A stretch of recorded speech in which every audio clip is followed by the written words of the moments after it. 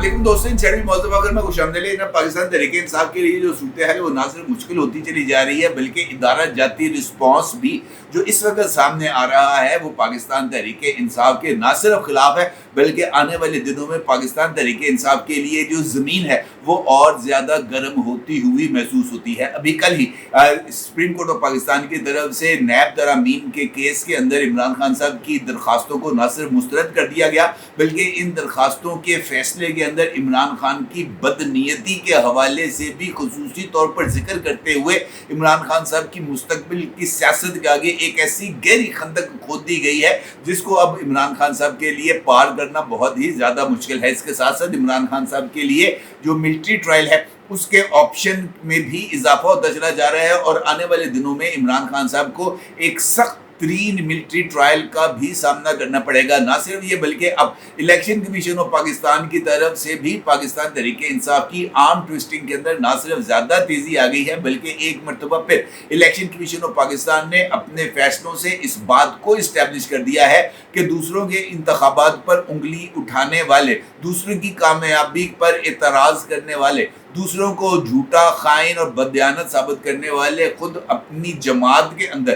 कितने बड़े डाकू हैं, कितने बड़े खाइन हैं, कितने बड़े बदयानत हैं। इलेक्शन कमीशन ऑफ पाकिस्तान ने ना सिर्फ एक मरतबा फिर पाकिस्तान तहरीक इंसाफ के इंट्रा पार्टी इंतखाबात की धज्जियां उड़ा दी हैं बल्कि पाकिस्तान के सबसे बड़े आईनी इदारे जिसका मकसद ही जमातों के अंदर जमहूरियत को फ़रोग देना है उसने पाकिस्तान तहरीक इंसाफ की तरफ से इंट्रा पार्टी इलेक्शंस के लिए दायर करदा 4 दरखास्तों को न सिर्फ मुस्तरद कर दिया है बल्कि इन दरखास्तों को मुस्तरद करते हुए पाकिस्तान तहरीक इंसाफ के लिए एक बहुत बड़ी मुश्किल को क्रिएट कर दिया है। और ये मुश्किल अब सुप्रीम कोर्ट ऑफ पाकिस्तान के मखसूस नशिस्तों के केस के हवाले से मुतवक्का तफसीली फैसले के सामने आने के बाद भी दूर होती हुई नजर नहीं आ रही, क्योंकि इलेक्शन कमीशन ऑफ पाकिस्तान ने अपने इस फैसले के अंदर सुप्रीम कोर्ट ऑफ पाकिस्तान के फैसले पर अमल दरामद ना करने की एक मुस्तहकम बुनियाद को रख दिया है। कैसे, ये एक इम्पॉर्टेंट सवाल है और इसी सवाल का जायजा लेंगे, लेकिन उससे पहले बात करेंगे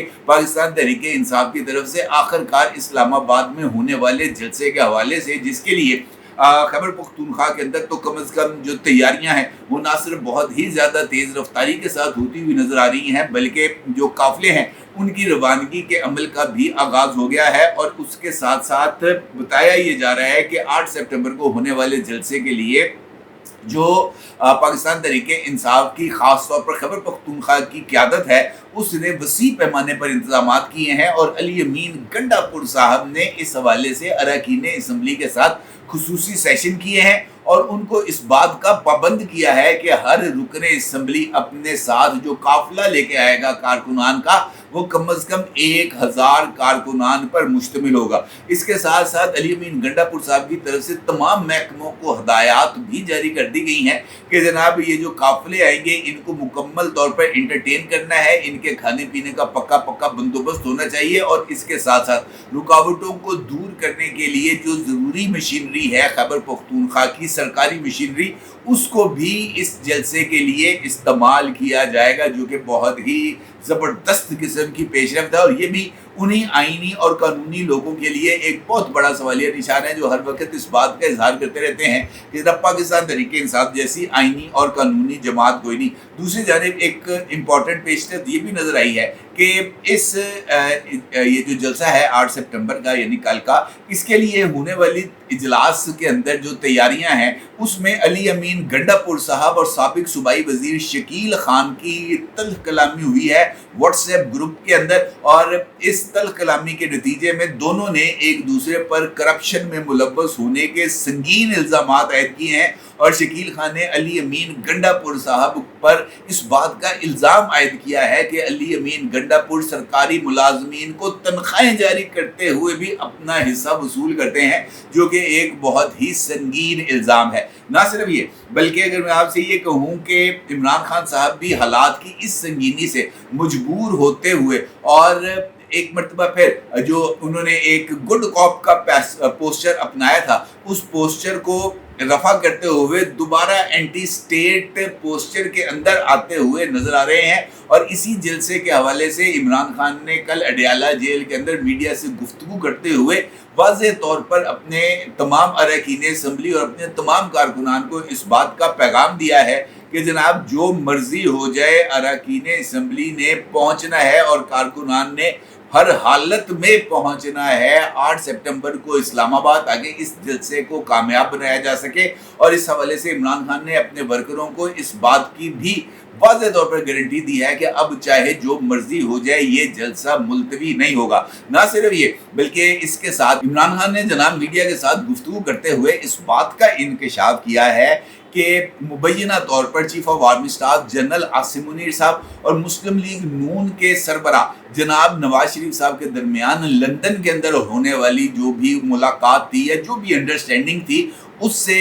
इमरान खान साहब कबल अज वक्त आगाह भी थे। और उन्होंने आरिफ अलवी साहब और अली जैदी साहब के जरिए chief of army staff general Asim Munir को इस बात का पैगाम भिजवाया था कि मैं लंदन प्लान से ना सिर्फ आगाह हूं बल्कि लंदन प्लान को किसी भी सूरत कामयाब नहीं होने दूंगा। और हालिया दिनों के अंदर जनाब इमरान अहमद खान साहब की तरफ से ये जो बयानात मुसलसल एक मरतबा फिर चीफ ऑफ आर्मी स्टाफ और DGISI lieutenant general Nadeem Ahmed Anjum साहब के खिलाफ आ रहे हैं, ये इस बात का इशारा है कि आने वाले दिनों में और ख़ास तौर पर PTI का ये जो जलसा होने जा रहा है इस्लामाबाद में, इमरान खान साहब एक मरतबा फिर एंटी इस्टेब्लिशमेंट बयानिए की बुनियाद रखते हुए अपने मिलिट्री ट्रायल के जवाज को निशाना बनाएंगे और इस बात के लिए प्रीएम्प्टिव माहौल की तश्कील का आगाज करेंगे कि जनाब चूँकि मैंने जो है लंदन प्लान को एक्सपोज किया था, क्योंकि मैंने जनरल आसिम मुनीर को उनके ओहदे से हटाया था, उनको DGISI के ओहदे से हटाया था, चूँकि मैंने जनाब इस बात को वाज़ेह कर दिया था कि आसिम मुनीर साहब जो है वो चीफ ऑफ आर्मी स्टाफ नहीं बनेंगे और इस वजह से चीफ ऑफ आर्मी स्टाफ जो हैं वो मेरे दुश्मन बन चुके हैं। और इस हवाले से इमरान खान साहब ने मीडिया के साथ गुफ्तगू करते हुए जो दूसरा खतरनाक बमशल फोड़ा है वो बुशरा बीबी और आसिम मुनीर साहब के हवाले से। और इमरान खान ने इस बात का इंकशाफ भी मीडिया के नुमाइंदों के सामने किया कि बुशरा बीबी इस वक्त जो जेल में है वो जनरल आसिम मुनीर साहब की वजह से है। बंदा पूछे कि क्या जनरल साहब ने बुशरा बीबी से कहा था कि आप घड़ियां चोरी करें? जनरल साहब ने बुशरा बीबी से कहा था कि जनाब आप जो है वो ये जो सिरियाँ भूमनी है ये उसके लिए जनाब आप अफसर लतीफ़ से रब्ता करें। जनरल साहब ने कहा था कि जनाब ये जो तोशा खाने के तहाइफ हैं इनको बगैर इंदराज के मंगवाया जाए। जनरल साहब ने कहा था कि जनाब जुल्फी बुखारी और फरा गोगी के जरिए मलिक रियाज को तुन के रखा जाए और उनसे सैकड़ों की तादाद में आईफोन ले लिए जाएं, उनसे लाखों रुपए सिर्फ अपनी बॉडी शेम के लिए इस्तेमाल किए जाएं,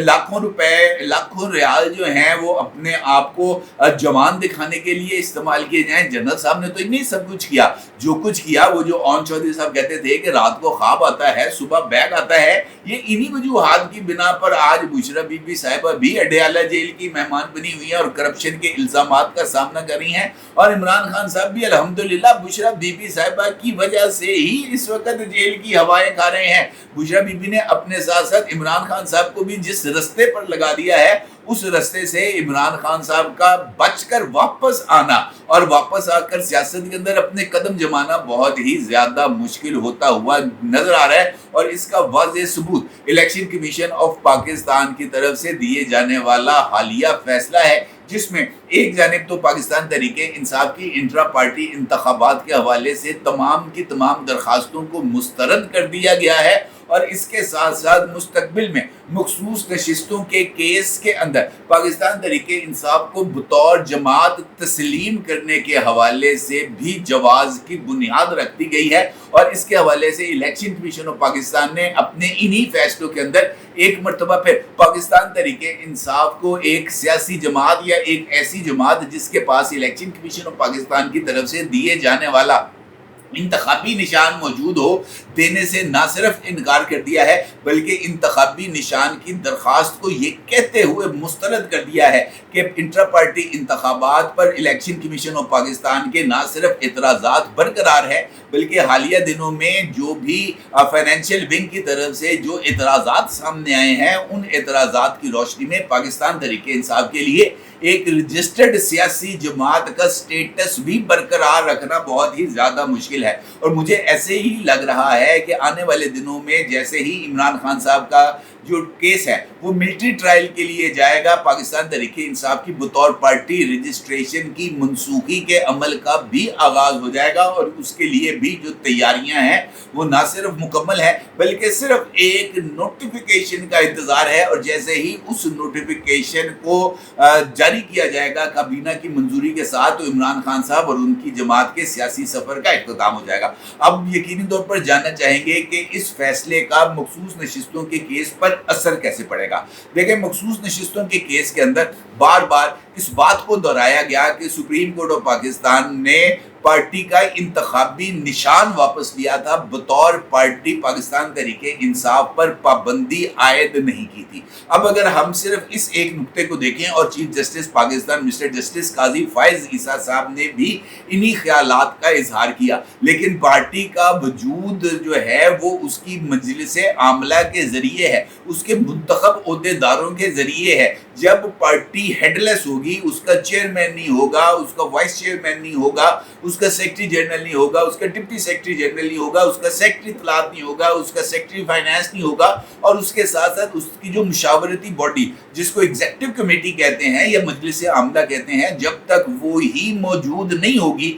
تو پارٹی کے حوالے سے فیصلے کون کرے گا؟ اسی حوالے سے جو ریٹرننگ آفیسرز تھے انہوں نے پاکستان تحریک انصاف کے امیدواروں کے کاغذات نامزدگی کو مسترد کیا تھا، یہ کہتے ہوئے کہ بیرسٹر گوہر خان کے پاس اس بات کا اختیار ہی نہیں ہے کہ وہ آپ کو پارٹی ٹکٹ جاری کر سکے، کیونکہ بیرسٹر گوہر خان کے انتخاب کو الیکشن کمیشن آف پاکستان کالا دم قرار دے چکی ہے۔ انہی انتخابات کے کالا دم قرار دینے کا نتیجہ یہ نکلا تھا کہ پارٹی سے الیکشن سمبل کو واپس لیا گیا تھا، لہٰذا اب پارٹی کو الیکشن سمبل واپس جب تک نہیں ملتا تب تک پارٹی کے لیے اپنے آپ کے لیے لیجیٹیمیٹ حیثیت کو اختیار کرنا بہت ہی زیادہ مشکل ہوگا، اور یہ وجہ ہے کہ الیکشن کمیشن آف پاکستان نے پاکستان تحریک انصاف کے لیے الیکشن سمبل جاری کرنے کی درخواست کو مسترد کر دیا ہے۔ اب مخصوص نشستوں کے کیس میں جیسے ہی اس نقطے کے حوالے سے معاملہ سامنے آئے گا، اس نقطے کے حوالے سے یہ بات سامنے آئے گی کہ جناب الیکشن کمیشن ہمیں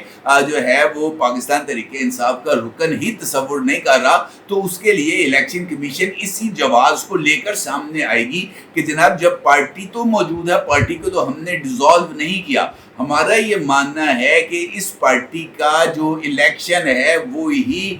نل اینڈ وائڈ ہے، کالا دم ہے، اور اس فیصلے کو پشاور ہائی کورٹ اور خود سپریم کورٹ آف پاکستان بھی جو ہے وہ برقرار رکھ چکی ہے، لہٰذا ایک ایسی جماعت جس کے جو افیلیشن سرٹیفکیٹ ہیں وہ جاری کرنے والا جو اختیار ہے وہ کسی کے پاس نہیں ہے، تو ایسی صورت میں ایک جماعت کو کس طریقے سے پارلیمانی اور سیاسی جماعت کو تسلیم کیا جا سکتا ہے؟ اور اسی نقطے کی بنیاد پر یہ جو 41 لوگ ہیں پاکستان تحریک انصاف کے، ان کو اسی جواز کی بنیاد پر ابھی تک پاکستان تحریک انصاف کا رکن کنسیڈر نہیں کیا گیا، اور اسی جواز کی بنیاد پر الیکشن کمیشن آف پاکستان جو ہے وہ پارٹی کو جو سرٹیفکیٹ ہے وہ جاری نہیں کرے گا، اور اسی جواز کی بنیاد پر مخصوص نشستوں کے کیس کو نہ صرف نظر ثانی کے اندر اڑانے کی کوشش کی جائے گی بلکہ سپریم کورٹ آف پاکستان کو یہ بات باور کرانے کی بھی کوشش کی جائے گی کہ پائن تاڑے کو غلطی ہوگی جائے، ابھی بھی وقت ہے اس کو سدھار لیں، اور مجھے لگتا ہے کہ شاید مستقبل کے اندر ایسا ہی کچھ ہونے جا رہا ہے۔ اپنی رائے ضرور اظہار کیجیے گا۔ آپ کا بہت شکریہ۔